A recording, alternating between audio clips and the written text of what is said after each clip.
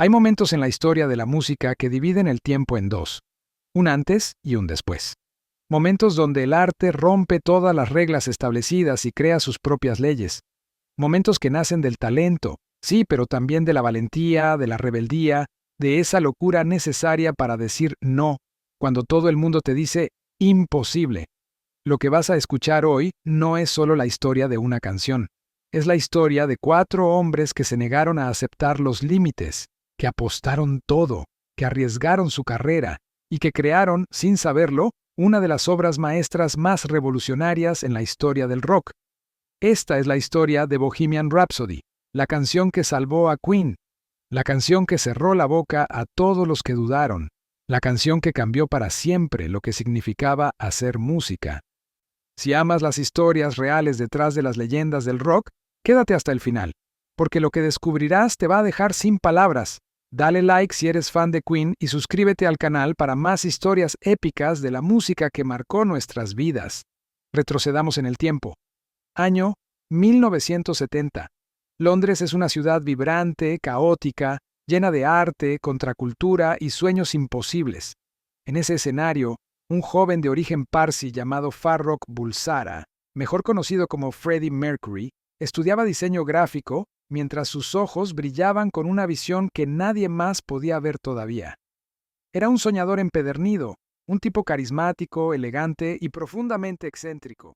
Vivía fascinado por el arte, la moda, el teatro y sobre todo por la idea de que el rock podía ser algo más que simplemente guitarras y baterías. Podía ser una experiencia, una obra total, un espectáculo que trascendiera los límites del género. Ese mismo año, el destino puso en su camino a un guitarrista con formación en astrofísica llamado Brian May, un hombre que construía sus propios instrumentos y buscaba sonidos que nadie había explorado antes, y a un baterista con alma de rebelde, Roger Taylor, cuya energía desbordaba los escenarios. Ambos tocaban en un grupo llamado Smile, una banda con potencial pero sin esa chispa especial que separa a los buenos de los legendarios. Freddie, admirador devoto de Smile, los convenció de probar algo diferente, algo más grande, algo más ambicioso. «Puedo llevarlos más lejos», les dijo con esa confianza que solo tienen los visionarios. Poco después se uniría John Deacon, un bajista reservado, técnico, casi científico con las frecuencias, que aportaría el equilibrio perfecto a la ecuación.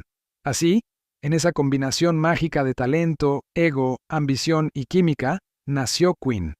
El nombre, provocador y elegante, reflejaba exactamente lo que Mercury quería transmitir: majestuosidad, dramatismo, libertad sin disculpas. Era un nombre que hacía que la gente volteara, que preguntara, que recordara.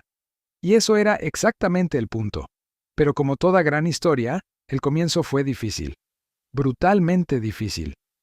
Durante los primeros años, Queen luchó por abrirse paso en un mundo musical saturado de bandas que sonaban igual, que seguían fórmulas probadas, que no arriesgaban nada. Su debut homónimo en 1973 mostró una mezcla audaz de rock pesado y fantasía épica, pero las críticas fueron tibias. Demasiado ambiciosos, decían algunos.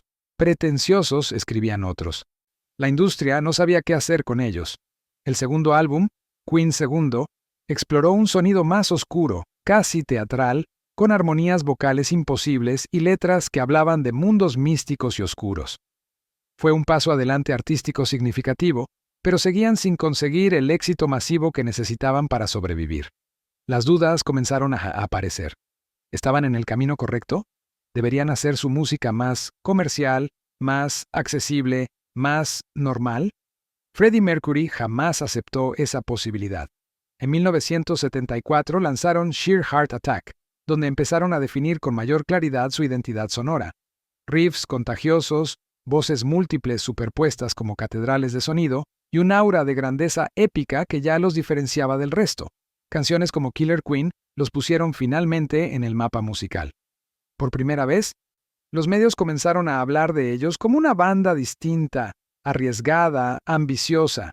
Los conciertos empezaron a llenarse, los fans comenzaron a multiplicarse, pero aún les faltaba ese golpe maestro que los inmortalizara, ese momento definitorio que separa a las buenas bandas de las leyendas eternas. Y ese momento estaba gestándose en silencio, en los rincones más profundos de la mente creativa de Freddie Mercury. Y entonces, a mediados de 1975, todo cambió.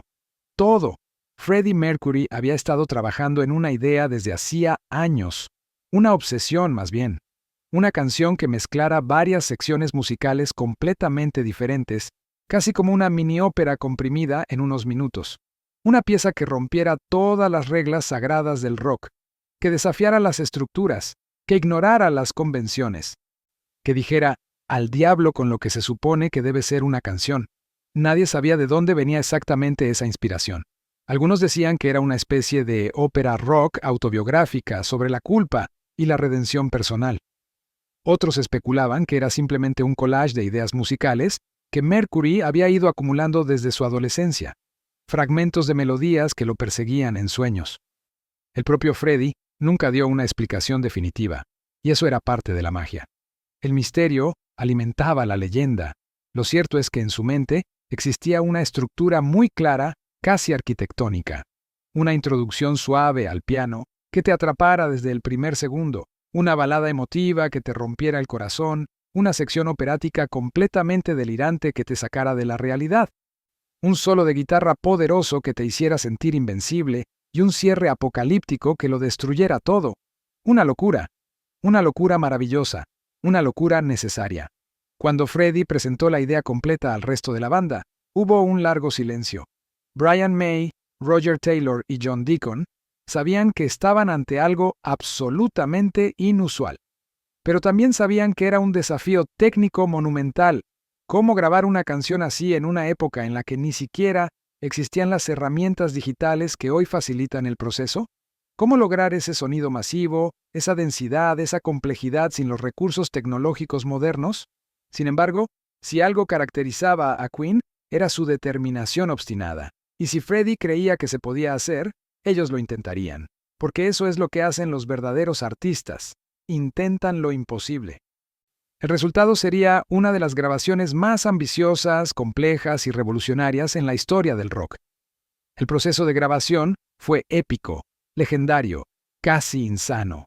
Pasaron más de 3 semanas solo grabando la parte operática, superponiendo voces una y otra vez, capa tras capa, construyendo un muro masivo de armonías vocales.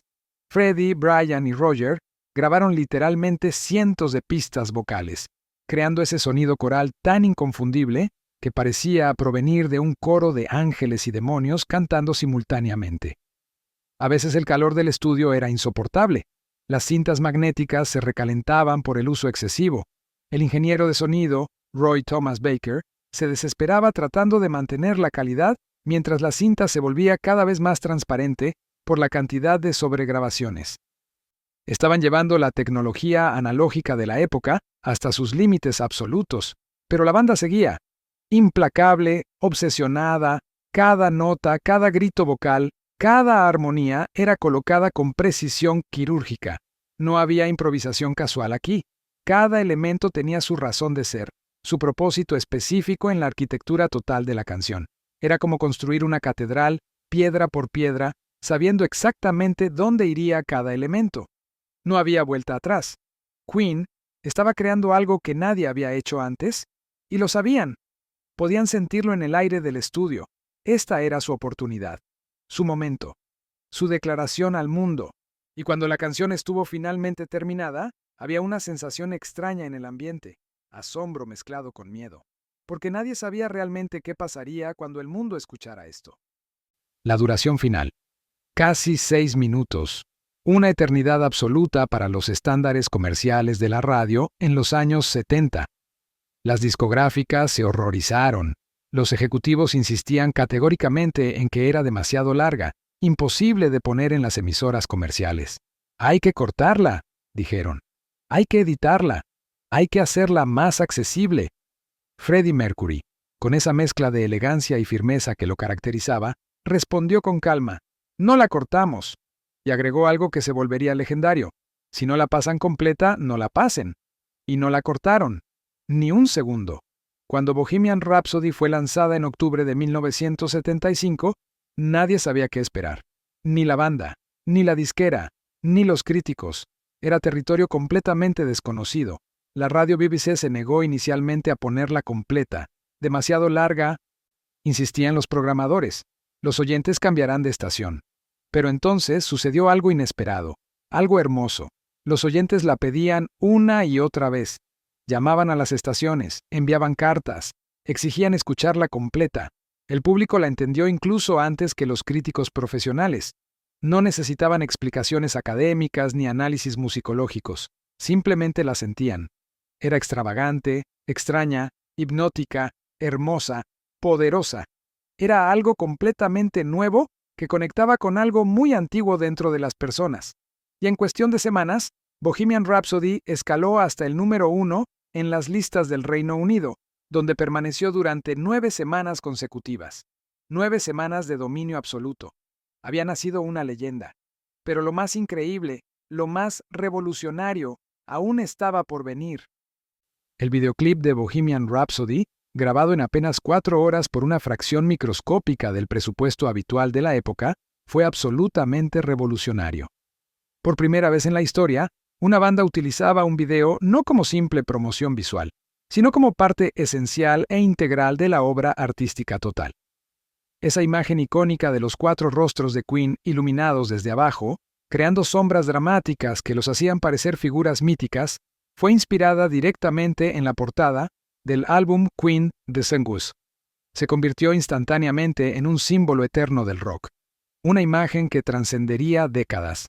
Sin quererlo, casi por necesidad y limitaciones presupuestarias, Queen había inventado el concepto moderno del videoclip musical, años antes de que MTV existiera.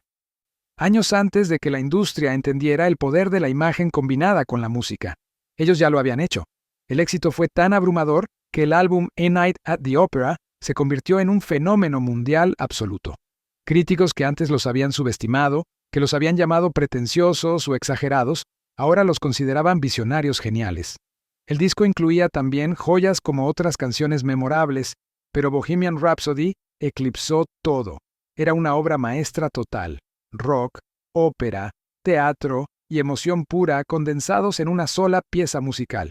Y fue el punto exacto, el momento preciso en que Queen dejó de ser simplemente una buena banda para convertirse en una leyenda inmortal. A partir de ese momento, Queen conquistó el planeta.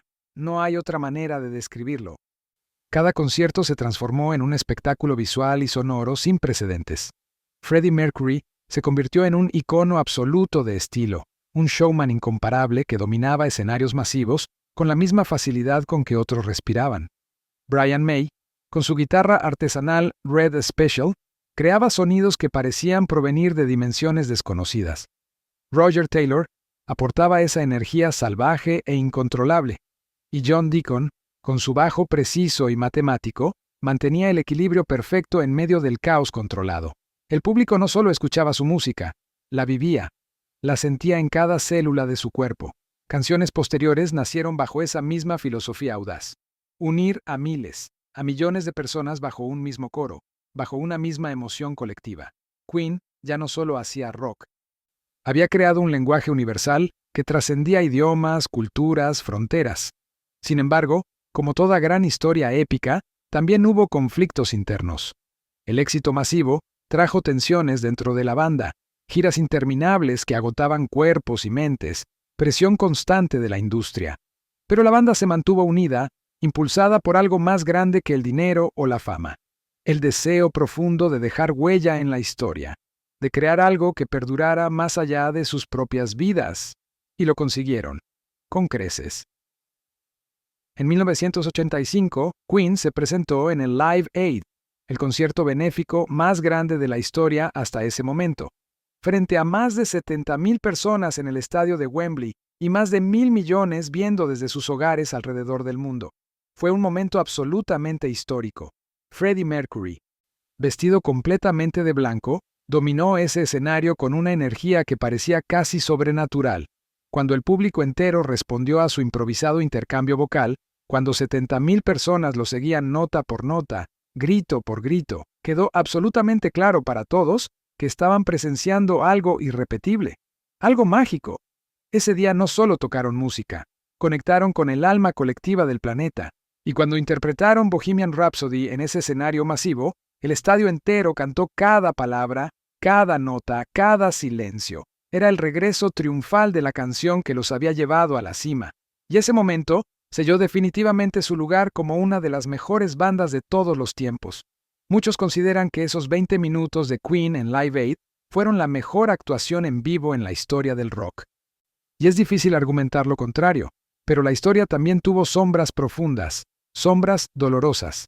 A finales de los años 80, Freddie Mercury fue diagnosticado con VIH. Durante un tiempo lo mantuvo en secreto, continuando con grabaciones y presentaciones, incluso cuando su salud se deterioraba visiblemente. El álbum Innuendo, lanzado en 1991, mostró a un Freddie más frágil físicamente, pero con una voz y un espíritu más poderosos que nunca. Las canciones de ese álbum final reflejaban perfectamente esa lucha interna, la aceptación del destino inevitable, pero también la decisión inquebrantable de seguir brillando hasta el último aliento, hasta el final absoluto.